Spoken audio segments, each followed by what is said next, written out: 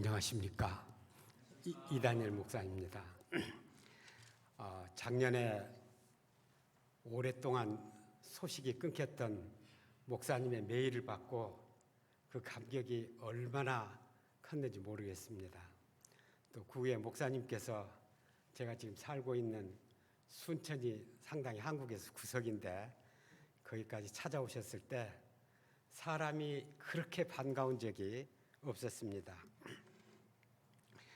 제가 50년 전에는 성경 공부만 했지 목사님이 어떤 분인지 잘 몰랐습니다. 근데 작년부터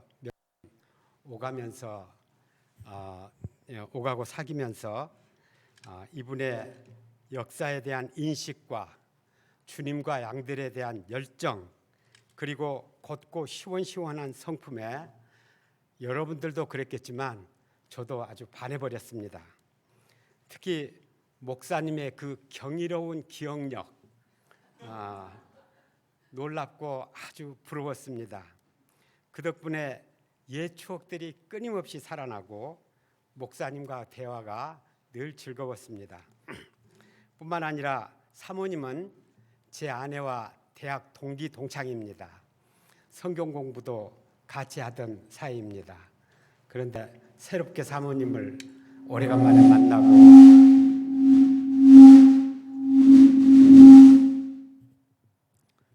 단초로운 은퇴 생활에서 큰 기쁨을 얻고 있습니다.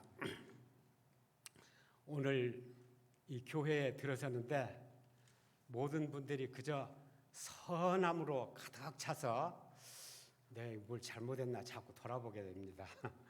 그리고 좀 몹시 떨립니다.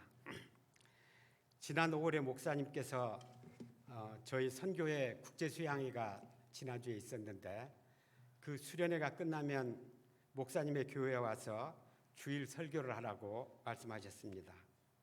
그러면서 수첩에 날짜를 적으시는데 저는 목사님의 그 특유의 카리스마에 끌려서 못하겠다는 말을 못했습니다. 거절도 그 자리에서 해야 되는데 그 기회를 놓쳐버려서 여기까지 끌려와서 여기에 서 있습니다. 제가 설교를 잘하지 못합니다. 또 외부에 나가서 설교를 해본 적은 별로 없습니다. 그래서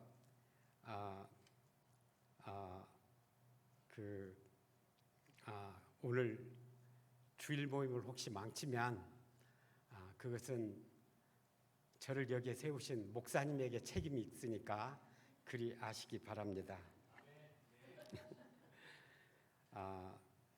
제가 늘 마음에 간직하고 힘이 되는 말씀이 몇 있습니다. 그래서 그 말씀들을 쭉 대면서 어느 말씀을 전하면 좋겠느냐 목사님께 여쭈었는데 의로운 삶이 중요한 이 시대에서 오늘 말씀이 참 좋겠다고 말씀해 주셔서 이 말씀을 전하게 되었습니다. 이 말씀은 몇 년 전 제가 사우스 아프리카에 선교사로 일할 때 성탄절을 준비하면서 전한 적이 있었습니다. 그때 메시지를 준비하면서 많은 은혜를 받고 그 후로 늘 제 마음에 이 말씀이 있었습니다. 여러분들과 함께 오늘 그 은혜를 나누고자 합니다. 오늘 말씀의 요절은 1장 6절입니다. 다 같이 함께 읽겠습니다. 시작. 이 두 사람이 하나님 앞에 의인이니 주의 모든 계명과 규례대로 흠이 없이 행하더라. 기도하시겠습니다. 하나님 아버지, 저희들에게 예수님을 허락하여 주셔서 감사합니다. 구원이 뭔지 복이 뭔지 사람 사는 것이 뭔지 아무것도 모르는 무지한 자들이 그래서 하나님을 슬프시게 하고 죄를 지을 수밖에 없는 저희들에게 예수님을 가르쳐 주셔서 진정 감사합니다. 이 시간 이 부족한 저를 이 자리에 세워주셨습니다.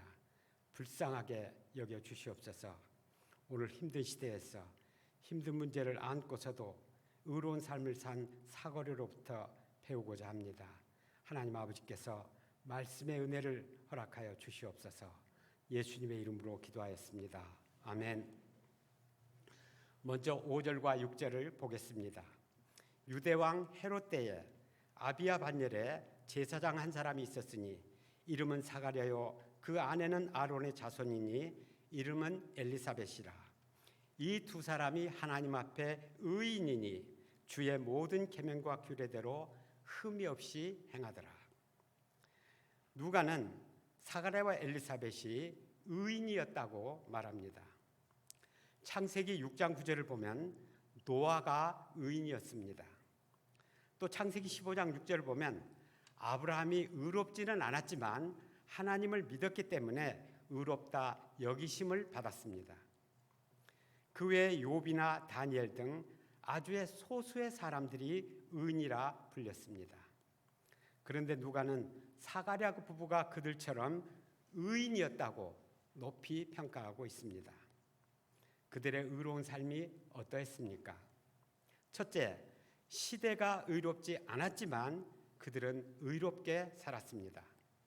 저자는 사가랴 부부에 대해서 말하면서 유대왕 헤롯 때라고 시대 배경을 설명합니다. 헤롯은 유대인이 아니라 이두메 사람, 곧 외국인이었습니다. 그런데 그에게는 부친에게서 물려받은 재산이 많았고 그 자신도 정치적인 수완이 뛰어났습니다. 그는 당시 유대를 지배하던 로마의 줄을 대고 돈을 써서 분봉왕이 되었습니다. 그런데 그는 왕위에 오르면서 왕위에 병적일 정도로 집착했습니다. 그의 왕위를 넘본다고 해서 정족들은 물론이고 심지어 아내와 아들도 죽였습니다. 마태복음 2장을 보면 동방에서 온 박사들로부터 그리스도가 유대인의 왕으로 나셨다는 말을 듣고는 2살 아래의 어린아이들을 모두 죽입니다. 그 아이들 중 어느 아이가 장차 유대인의 왕이 될 줄을 몰랐기 때문에 무조건 죽이고 본 것이었습니다. 그러니까 그 시대는 힘 있는 자가 세상을 지배하고 돈과 술수가 횡행하고 사람들을 함부로 죽이는 시대였습니다. 그런 시대에서는 진리나 원칙이 설 수 없습니다. 의로운 삶이 자랑이 되거나 존경받지 못하고 도리어 비웃음거리가 됩니다.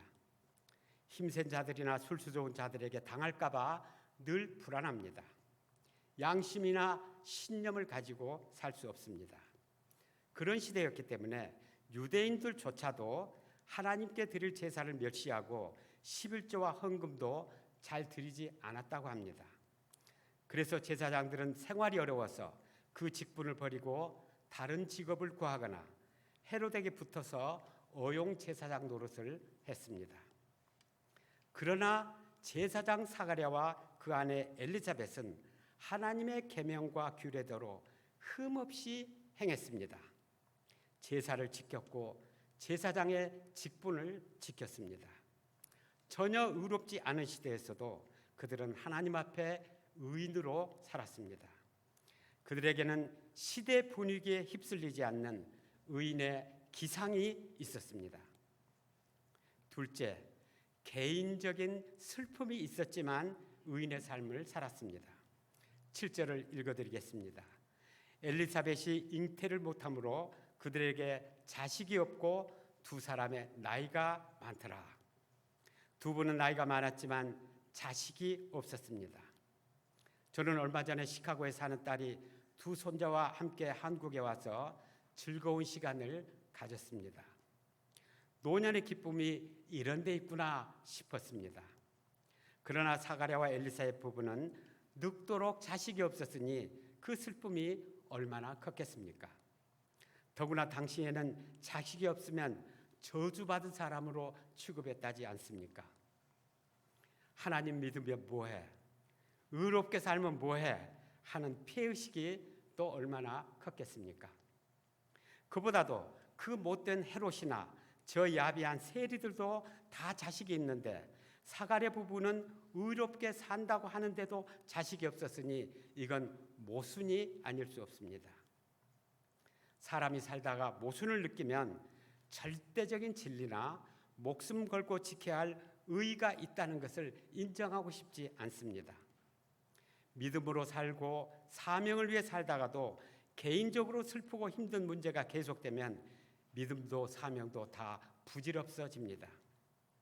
아무리 교회가 부흥하고 활발해도 막상 자신의 자녀가 힘들어지고 자기 가족에게 어려움이 생기면 다 그만둬버리고 싶습니다.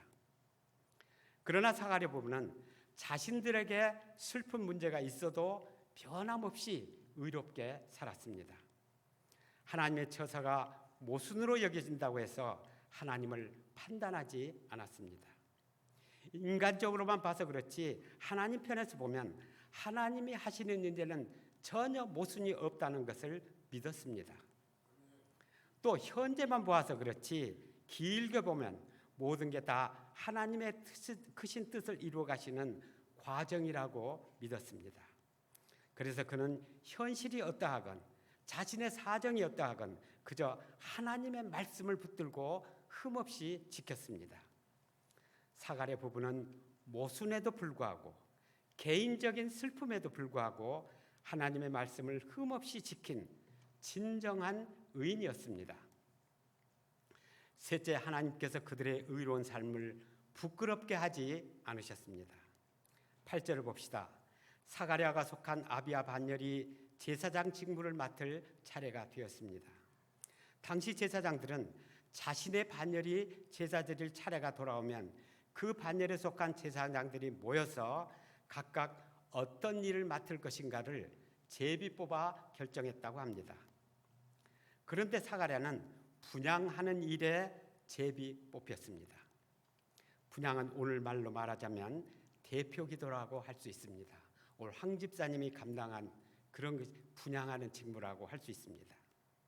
사가랴는 성소에 들어가 분향하면서 그 어두운 시대를 위해 하나님께 기도했을 것입니다. 특히 이스라엘 백성들이 오랫동안 기다리던 그리스도를 보내주시도록 간절히 기도했을 것입니다.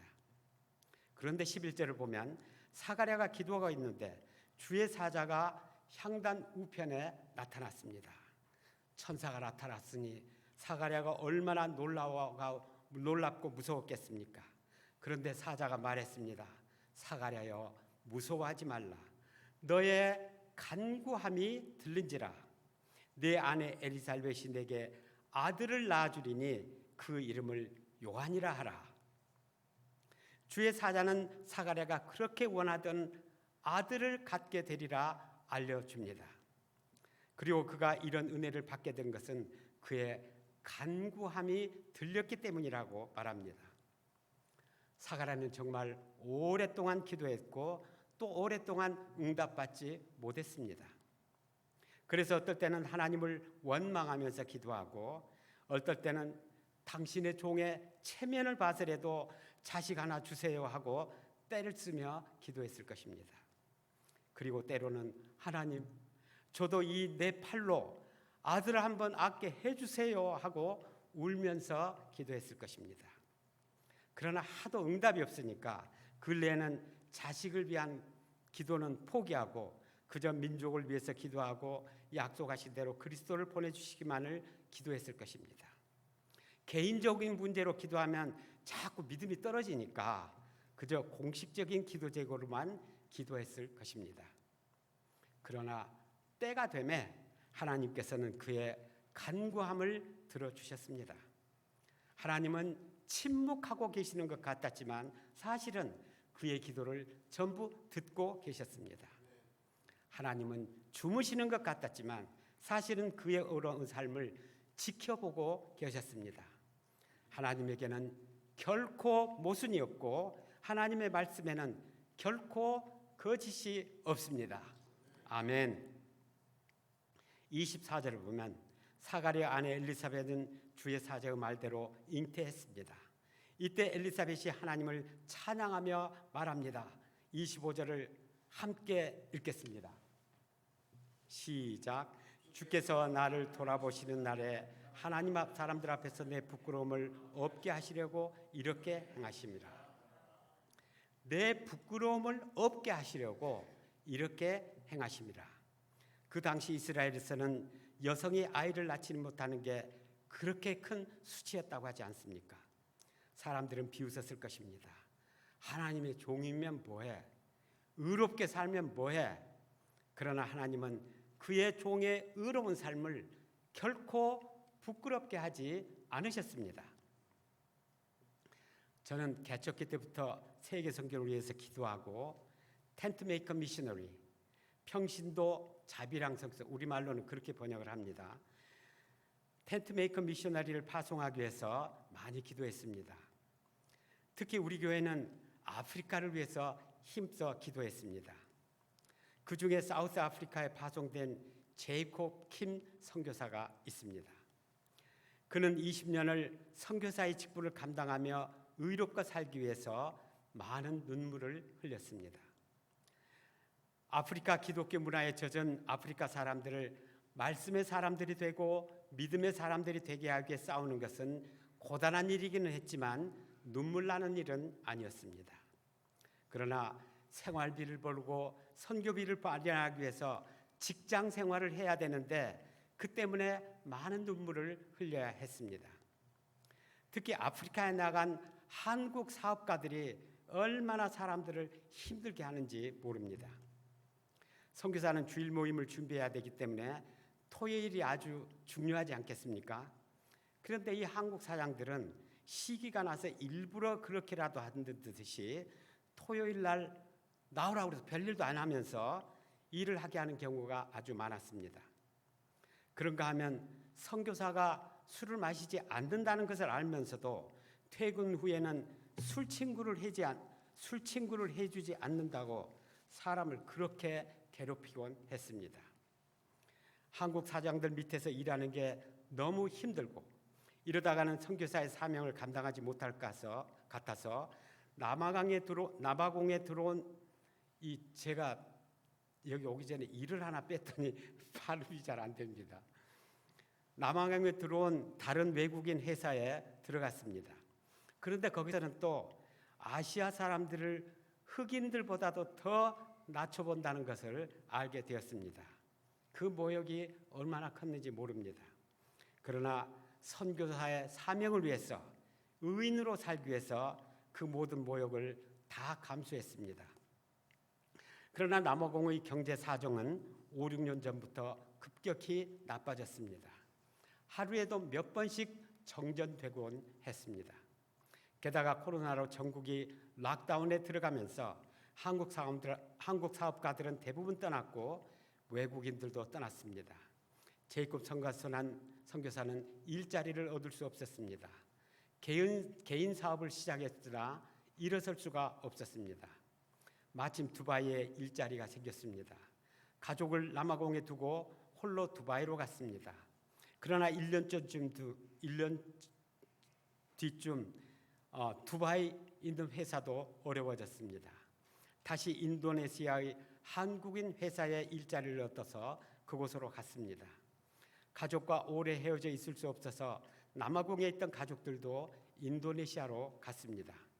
그들 가족은 지금 자카르타에 남아서 선교하고 있습니다. 그들은 지난 20년 동안 낯설어도 너무 낯선 아프리카에서 신자답게 살기 위해서 선교사로 살기 위해서 무진 애를 썼습니다. 그렇게 살기 위해서 개인적으로 고생과 모욕과 슬픔을 감당해야 했습니다. 그러나 그런 가운데서도 의인의 삶을 버리지 않았습니다. 그런데 하나님께서는 그들의 삶을 결코 부끄럽게 하지 않으셨습니다. 그는 그동안 조하네스버그에 있는 피스 대학의 대학생들과 졸업생들 30-40명 정도가 모이는 교회를 일구었습니다. 그 가운데 교수가 나오고 유수관 기업의 직원도 나오고 은행원도 나왔습니다. 그들 가운데 성경 선생으로서 대학생들에게 성경을 가르칠 만한 목자들도 몇 명 있습니다. 3년 전부터는 그들이 성경 공부나 교회 운영을 책임지고 피츠 대학교 복음 역사를 감당하고 있습니다. 하나님은 그가 당한 모든 모욕과 슬픔을 갚아주시는 것을 보았습니다. 약 한 달 전 그 부인이 2딸과 함께 한국에 잠시 들어왔습니다. 오랜만에 보는 그들이 참 반가웠습니다. 그러면서 저는 속이 많이 상했습니다. 부인의 얼굴이 많이 깡마른 것을 보았기 때문입니다. 제가 남아공에 선교사로 가면 어떻겠느냐 권했고 그들은 저를 주님의 종으로 여겨서 순종했기 때문에 결국은 그 모든 개성이 제 탓인 것만 같았습니다. 그런데도 저를 목자라고 여겨서 전라도 끝에까지 찾아오고 그 아이들은 할아버지가 오래간만이라며 기뻐하는 것을 볼 때 참 고마웠습니다. 또 한편으로는 인도네시아에서 한국 사람을 쓰면 월급을 많이 주어야 되기 때문에 그 자리가 불언장하다는 말을 듣고 마음이 아팠습니다. 그러나 사가랴의 의로운 삶을 생각하면서 하나님이 반드시 그들을 축복하시며 결코 부끄럽게 하지 않으시라는 믿음이 생겨서 위로를 얻을 수 있었습니다. 저는 지난 50년의 목회 생활을 통해서 이런 의인들을 셀 수 없이 보았습니다. 어떤 분은 어려운 집안 형편에도 불구하고, 어떤 분은 너무 열심히 믿는다고 구박하는 직장 상사 아래서, 또 어떤 분은 자신의 꿈을 이루고 영광을 얻을 기회를 버리면서까지 흠없이 하나님의 말씀을 지키고자 분투했습니다. 이런 분들을 지켜볼 때마다 내가 저들에게 믿음을 가르쳤지만 난 저렇게 못할 텐데 저는 어떻게 저렇게 하는가 굉장히 놀랍기도 하고 또 부끄러워서 회개하는 때가 많았습니다. 의롭게 살기 위해서 고생을 자초하는 그들을 보면서 참 마음 아플 때도 많았습니다. 그러나 하나님께서는 그 모든 분들을 결코 부끄럽게 하지 않으시는 것을 보았고 하나님의 구원 역사에 귀하게 쓰시는 것을 보았습니다. 그들 곁에서 믿음을 배우고 예수님을 배우고 그 감동 때문에 목자 생활하는 것이 저에게는 참으로 소중했습니다. 이제 14절을 보겠습니다. 사가랴가 낳을 요한은 그들에게만 기쁜 일이 아니었습니다. 주의 사자는 많은 사람도 그의 태어남을 기뻐하리라고 말합니다. 왜 그렇습니까? 15절부터 17절을 읽겠습니다. 이는 그가 주 앞에 큰 자가 되며 포도주나 독한 술을 마시지 아니하며 모태로부터 성령의 충만함을 받아 이스라엘 자손을 주 곧 그들의 하나님께로 많이 돌아오게 하겠습니다. 그가 또 엘리야의 심령과 능력으로 주 앞에 먼저 와서 아버지의 마음을 자식에게 거스르는 자를 의인의 슬기에 돌아오게 하고 주를 위하여 세운 백성을 예비하리라. 많은 사람이 요한의 탄생을 기뻐할 것은 그가 주를 위하여 세운 백성을 예비할 것이기 때문입니다. 이제 그리스도께서 오실 텐데 요한이 백성들로 하여금 그리스도를 맞을 준비를 하게 해서 그리스도가 주실 모든 구원과 복을 누리게 할 것이기 때문입니다. 그러니까 사가랴는 두 가지 복을 누리게 되었습니다.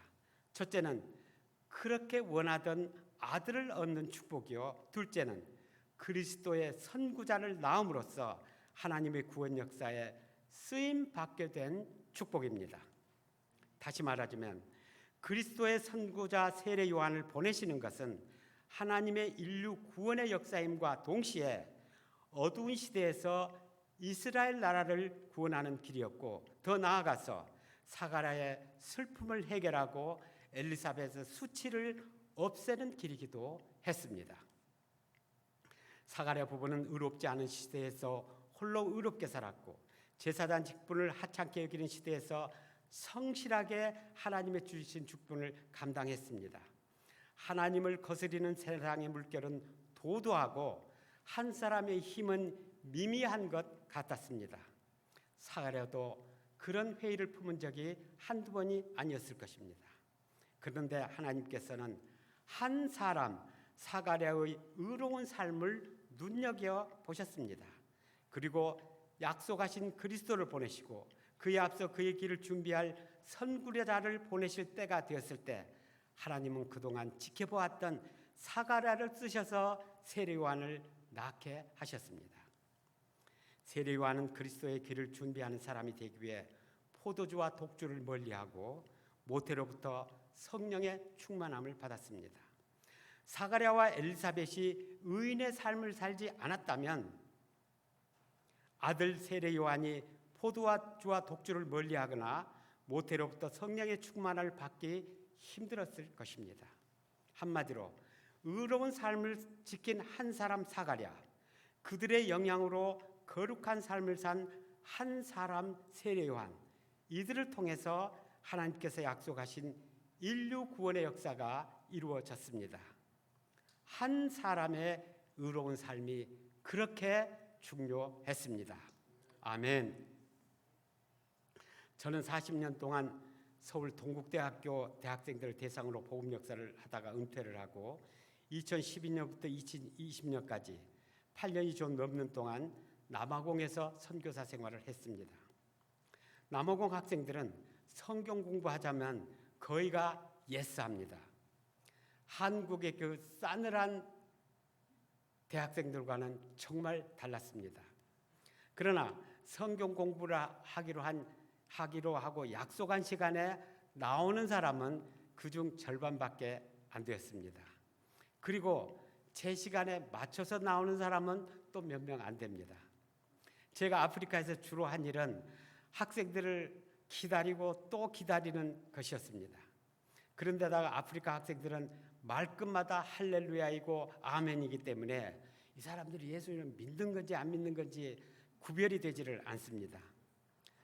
또 성경에 대해서도 아는 건 많습니다. 에녹도 알고 노아도 알고 다 압니다. 정말 아는 것은 별로 없습니다. 그럴 때마다 제가 은퇴를 하고 제 딴에는 제 인생의 황금기인데 이 황금기를 아프리카에 와서 맨날 할렐루야 아멘만 하는 사람들 데리고 뭐하냐는 생각이 들 때가 많았습니다. 그러나 곧 그래 한 사람을 얻으면 된다. 하나님 아프리카의 영적인 지도자로 자랄 만한 한 사람만 허락해 주십시오 하면서 다시 힘을 내곤 했습니다. 저는 학생들을 만나면서 주로 너희가 먹을 것을 주어라 이 말씀을 계속 줬습니다. 제가 전도하던 비치 대학은 넬슨 만델라 대통령이 나온 대학입니다. 남아공 전역에서 가장 우수한 학생들이 모이는 대학입니다. 80% 정도의 학생들이 정부나 각종 기업에서 제공하는 장학금을 받고 공부합니다. 성적이 좋으면 숙소와 식비와 용돈까지 줍니다. 그래서 저는 학생들을 만날 때마다 너는 너희 사회와 백성들에게 빚을 졌고 너희 나라는 너에게 큰 희망을 두고 있다. 네가 니네 집이 가난하다고 해서 너의 가족과 너만 먹고 살자고 하면 너는 네 나라를 배반하는 것이고 하나님의 은혜를 저버리는 죄인이 된다. 너는 너의 백성을 섬기는 영적인 지도자가 돼야 되고 너의 백성을 먹이는 사람이 돼야 된다 하고 말하고 다녔습니다. 모두들 아멘 했습니다. 마지못해 아멘 하는 사람도 있고 아멘이 그냥 뭐 말만 하면 습관이 된 사람도 있었습니다. 그러나 아멘 하지 않는 사람은 없었습니다. 그중에 몇 사람이 저와 또 제 아내와 꾸준하게 성경 공부를 했습니다. 그리고 지금도 우리 교회에 남아서 역사를 섬기며 잘하고 있습니다. 이 중 한 사람이 아프리카의 가난에 좌절하지 않고 하나님을 믿는 믿음으로 이를 극복하며 한 사람이 아프리카의 부패에 오염되지 않고 의로운 삶을 살며 한 사람이 아프리카 남성들의 무책임을 회개하고 건강한 가정을 이룰 수 있기를 항상 기도하고 있습니다. 그라스 마시엘은 아까 말씀드린 넬슨 만델라 대통령의 부인입니다. 부인은 에이즈 퇴치 운동, 성폭력으로부터 여성들을 보호하는 운동 등 많은 활동을 했습니다. 그러나 그가 가장 힘쓴 일은 문맹 퇴치 운동이었습니다. 그의 활동으로 남아공의 문맹률은 획기적으로 감소했습니다. 기자가 그 비결을 묻자 부인이 말했습니다. 글을 읽을 줄 아는 한 사람이 그렇지 않은 하나를 가르치면 됩니다. 그의 성공은 한 사람이 중요하다는 것을 아는 데서 비롯되었습니다. 우리가 잘 아는 마더 테레사도 말했습니다. 나는 결코 대중을 구원하려고 하지 않습니다. 나는 다만 한 개인을 바라볼 뿐입니다. 나는 한 번에 단지 한 사람만을 껴안을 수 있습니다. 그게 시작입니다. 모든 구원은 이렇게 한 사람으로부터 시작됩니다. 조동화 시인은 유명하니까 아마 여러분들도 아실 것입니다. 시인으로서도 유명하지만 이분이 또 목사님이십니다. 그의 시 중에 나 하나 꽃 피어라는 제목의 시가 있습니다. 나 하나 꽃 피어 풀밭이 달라지겠느냐고 말하지 말아라. 네가 꽃피고 나도 꽃피면 결국 풀밭이 온통 꽃밭이 되는 게 아니냐. 나 하나 물들어 산이 달라지겠느냐고 말하지 말아라. 내가 물들고 너도 물들면 결국 온 산이 활활 타오르는 것이 아니겠느냐. 제라드 다이아몬드, 유발 하라리, 요즘 이 기후학자고 또 그 생태학자고 그렇지요. 이 유수한 학자들이 불평등의 위기, 핵전쟁의 위기, 자원 고갈의 위기, 기후 위기 등을 설명하면서 앞으로 20, 30년에 2050년까지 어떤 획기적인 대책을 세우고 그것을 실천하지 않으면 지구가 멸망하든지 인류가 멸종되든지 둘 중에 하나라고 경고합니다. 이들의 경고가 오래전부터 나왔지만 근래에 와서는 누구나 절실하게 느끼고 있는 위기입니다. 이런 위기에 대해서 어떤 대책을 세우건 결국에는 우리 각자가 지금보다도 더 가난하고 지금보다도 더 불편한 생활을 각오하지 않으면 안 됩니다. 또 누군가 먼저 손해보고 희생해야만 합니다. 그러나 누가 먼저 손해보고 희생하려 하겠습니까? 아니면 우리는 새하늘과 새 땅이 있으니까 뭐 지구가 멸망하든지 뭐 상관없습니까?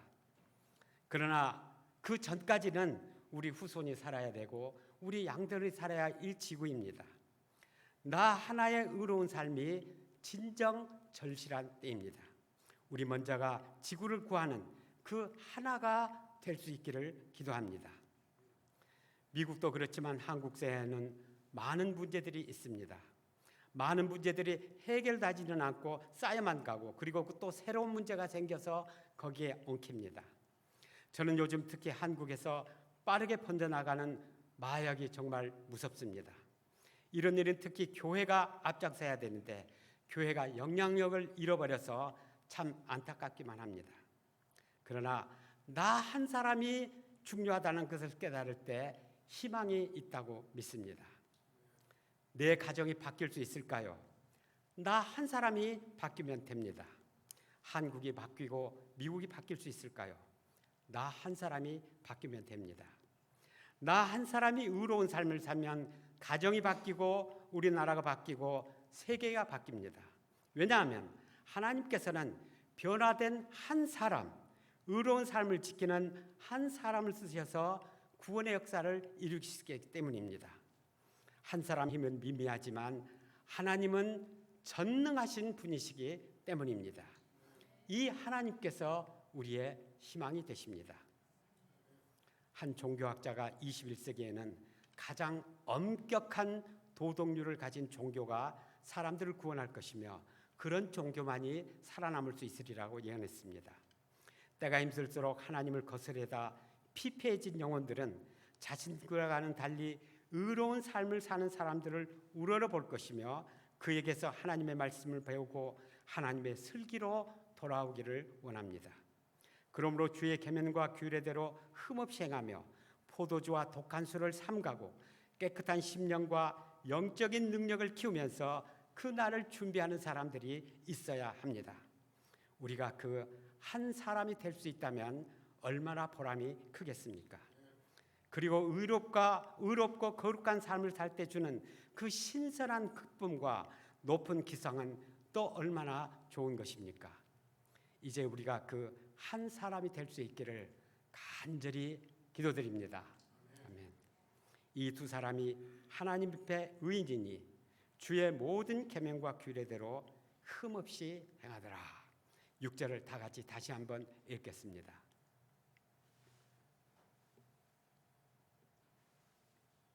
저를 따라서 그러면 이 두 사람이 하나님 앞에 의인이니 모든 규명과 규례대로 흠이 없이 행하더라. 기도하겠습니다. 하나님 아버지, 오늘 주님께서 귀하게 쓰시는 종, 홀로 또 개인적인 슬픔이 많았지만 의인의 삶을 지킨 사가랴를 보여주셔서 진심으로 감사합니다. 하나님 아버지, 저희가 시대의 눈치를 보고 또 어려운 사정에 짓눌려서 의인의 삶을 살기를 원하지만 늘 살지 못하고 괴로워하고 참 하나님 앞에 참 기쁨으로 살지 못합니다. 저희들을 불쌍히 여기시고 이끌어 주시옵소서. 작지만 의인의 삶을 지킬 수 있도록 불쌍하게 여겨 주시옵소서. 여기 모인 성도 여러분들이 나름대로 의인의 삶을 살기 위해서 분투하고 계십니다. 주님께서 이끌어 주시고 사가랴처럼 세례요한처럼 귀하게 써주시옵기를 간절히 기도드립니다. 우리 목사님 의인의 삶을 지키면서 교회를 운영해서 많은 이 고생을 하셨습니다. 이 종의 후계자를 좋은 후계자를 주셔서 이 교회의 의인의 삶을 지켜갈 수 있도록 축복하여 주시옵소서. 예수님의 이름으로 기도하였습니다. 아멘. 감사합니다.